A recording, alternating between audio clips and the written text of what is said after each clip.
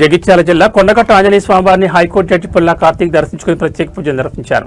ఈ సందర్భంగా దేవస్థానం ప్రధాన అర్చకులు డాక్టర్ జితేంద్ర ప్రసాద్ స్వామి జడ్జి గోత్రనామాలపై ప్రత్యేక అర్చనలు నిర్వహించి స్వామివారి తీర్థప్రసాదాలు అందజేశారు. అనంతరం దేవస్థానం ఈవో ఆంజనేయరెడ్డి శాల్వతో సత్కరించి ఆలయ మర్యాదలు చేశారు. ఈ కార్యక్రమంలో మాల్యాల ఎస్ఐ సందీప్ పాల్గొన్నారు.